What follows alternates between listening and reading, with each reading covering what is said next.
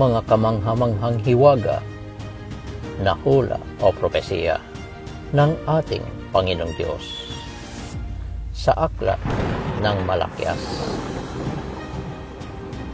sa paglitaw ng Elias na propeta. Panginoong Hesukristo na ang kanyang espiritu ang nakalakip kay Elias, Arkanghel Hesukristo. Natupad na ang hula na salita ng ating Panginoong Diyos sa Malakias 4 sa talatang 4 hanggang 6. Sa paglitaw ng Elias na propeta sa yugto ng ating panahon, bago anya dumating ang dakila at nakapangingilabot na araw ng Panginoon. Hindi lumitaw sa unang henerasyon, 1914-1963, sapagkat malayo pa ang dakila at nakapangingilabot na araw ng Panginoon. Hindi rin sa ikalawa, 1963-2009, sapagkat wala pang kaguluhan na nauugnay sa Malakias 4 sa talatang 4.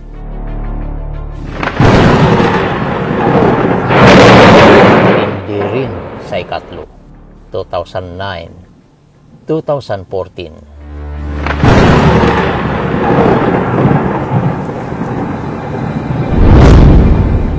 Naganap muna ang ikasandaang taon na anibersaryo ng Iglesia ni Cristo, July 27, 2014. At lumipas pa ang 10 buwan at 1 araw.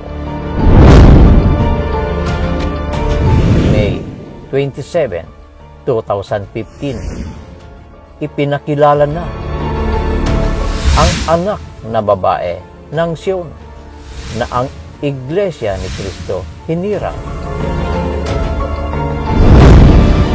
sa espiritual na paglilingkod. Kaalinsabay na paglitaw ni Elias na propeta. Oo, eto na nga ang hinuhulaan na panahon.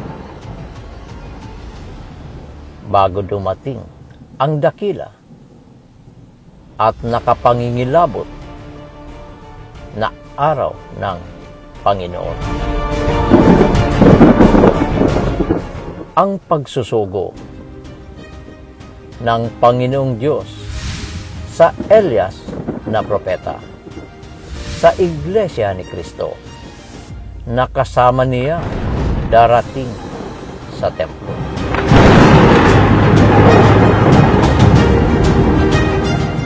Malakias 3 sa talatang 1. Sabi ni Yahweh na makapangyarihan sa lahat, ipadadala ko ang aking sugo upang ihanda ang daraanan ko, at si Yahweh na inyong hinahanap ay biglang darating sa kanyang templo. Darating ang pinakahihintay ninyong sugo at ipahahayag ang aking tipan.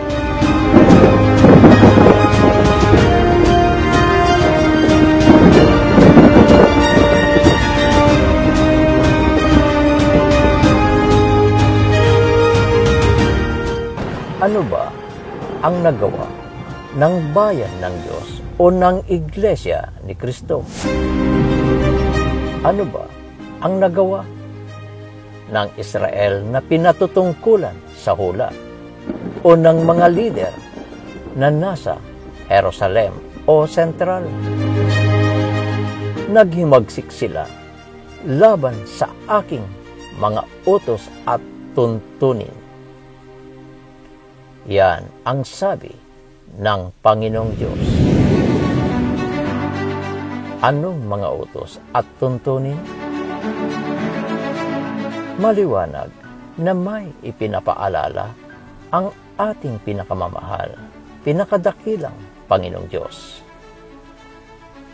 Nasabi, sa makatuwid bagay, ang mga palatuntunan at mga kahatulan.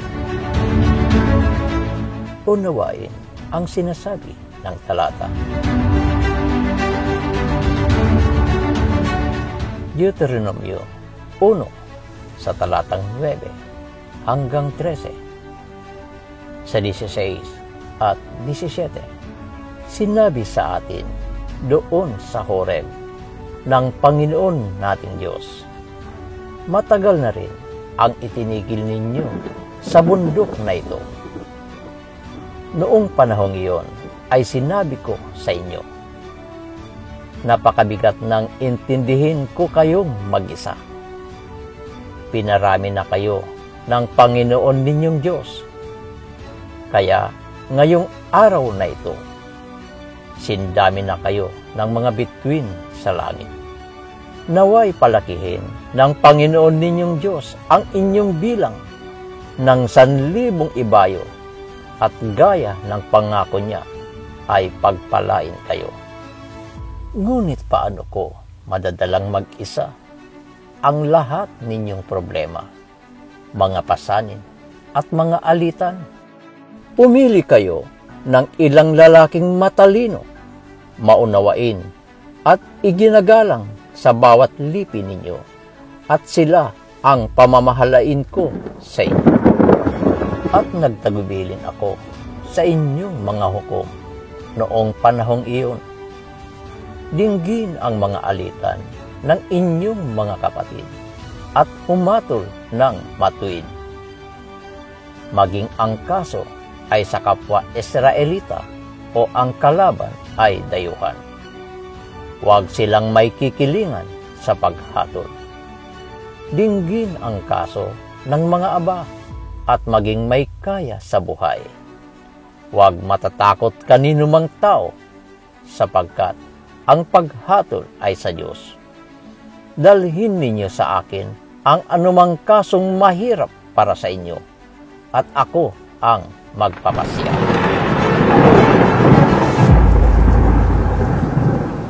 Ito ang nilimot, kaya isinugo si Elias na propeta.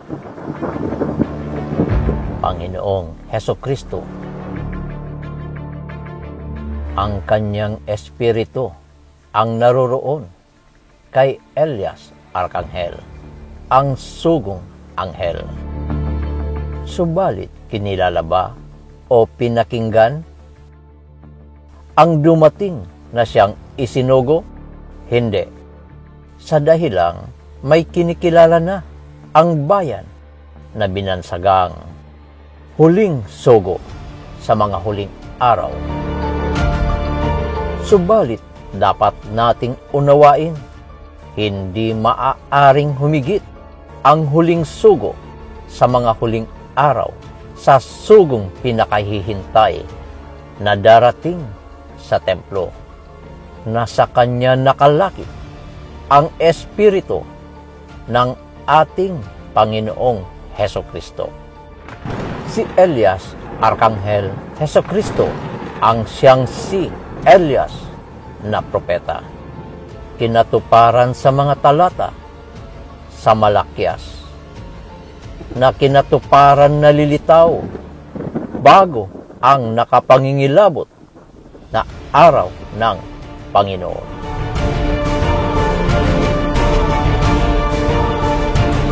Kaya hindi tayo lumalayo sa mga propesiya na napapaloob sa kabuuan na ipinapahayag sa aklat ng Malakyas. Sinabi ng ating Panginoong Diyos na makapangyarihan sa lahat na ipadadala ko ang aking sugo upang ihanda ang daraanan. Subalit, ano ang naganap o nagaganap ng mga saserdote o mga ministro? Kanilang pinagbabawalan ang mga kaanib na huwag magbasa ng mga bagong pahayag mula sa blog ng Iglesia ni Cristo Hinirang na nababasa sa mga social media at sa mga napapanood sa blog sa YouTube channel.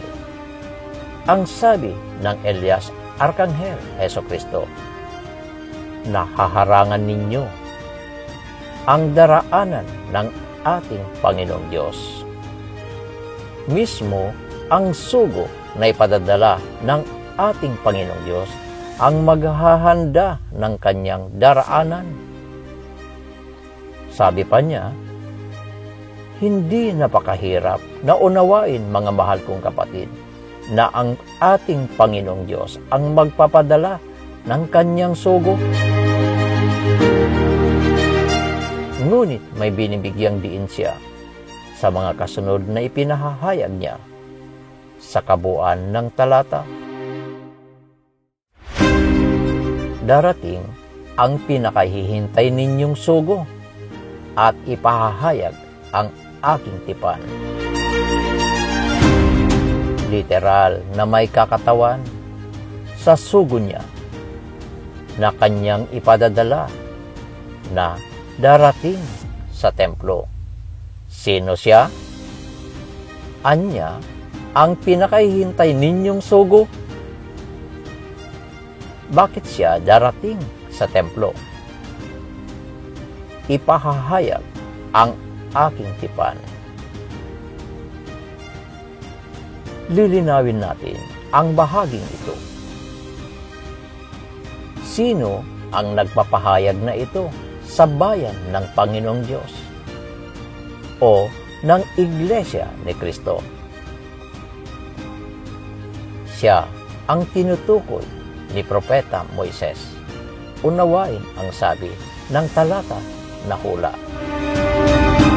Mga Gawa 3 sa talatang 22. Sapagkat sinabi ni Moises, mula sa inyo ang Panginoon ninyong Diyos ay pipili para sa inyo ng isang propetang katulad ko. Sundin ninyo ang lahat ng kanyang sasabihin sa inyo.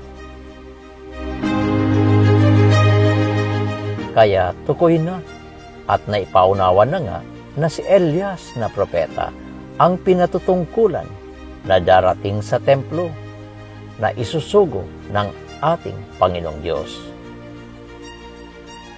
Ngunit nauunawaan ba ninyo kung anong hiwaga ang napapaloob sa terminong darating ang pinakahihintay ninyong sugo at ipahahayag ang aking tipan, na ang Panginoong Diyos mismo ang nagpahayag nito na darating ang pinakahihintay ninyong sugo?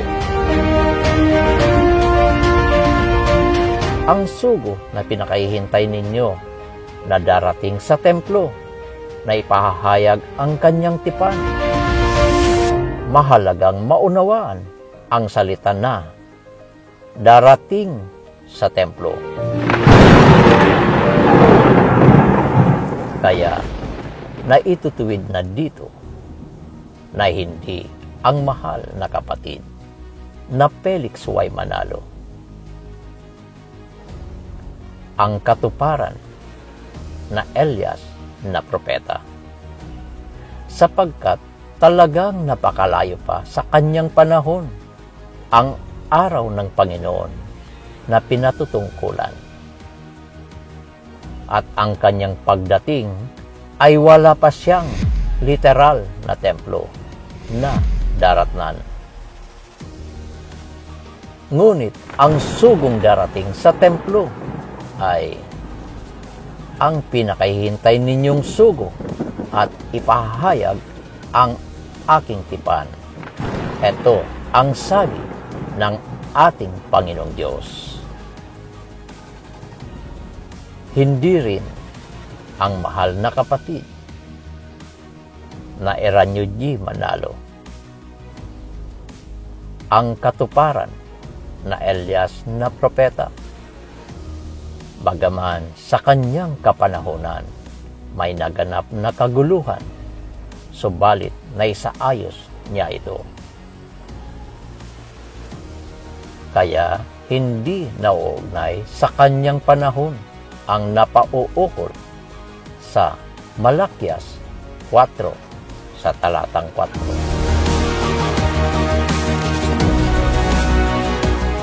Sa halip, sa kanyang kapanahunan na ipatayo ang Templo Sentral na bahagi ng ika-70 na anibersaryo ng Iglesia ni Cristo.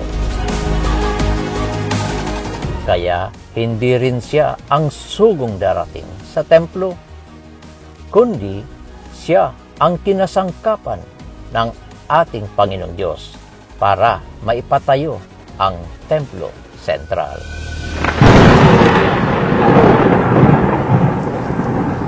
Hindi rin ang kapatid na Eduardo B. Manalo ang katuparan sa Elias na propeta, sapagkat ang kaguluhan na binabanggit sa Malakias 4 sa talatang 4 ay sila nga ang pinatutungkulan na kinatuparan. At ito ay sa yugto ng panahon natin. Bago dumating ang dakila at kakilakilabot na kaarawan ng Panginoon. Kaya hindi siya ang Elias na propeta na sugong darating sa templo, sapagkat siya ay naroroon na sa dako ng Templo Sentral.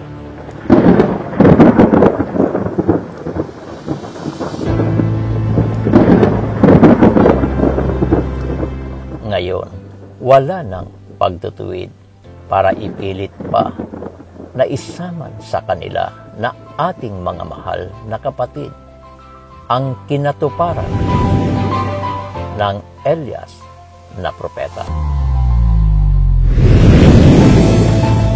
Napakalinaw na katotohanan ang inihayag at naipaunawa. Sino ang Elias na propeta na darating sa templo? Siya ba ay isa lamang na pangkaraniwan na may kagampanan sa loob ng Iglesia ni Cristo? Kaya antabayanan pa ninyo, mga mahal naming kapatid, mga kaibigan, ang mga video na nakatakdang gawin kaugnay sa huling mga katanungan at mga nauugnay sa mga kaganapan sa paglitaw ni Elias na propeta. Ang sugong pinakahihintay na makakasama ng ating Panginoong Diyos na sa templo ay darating. Abangan lang ninyo, mahal naming mga kapatid. Makikilala ninyo rin ang tunay na Elias na propeta na darating sa templo. Sa lalong ikakaunawa, magbasa sa blog ng Iglesia ni Cristo Hinirang by Elias Arcangel Jesucristo.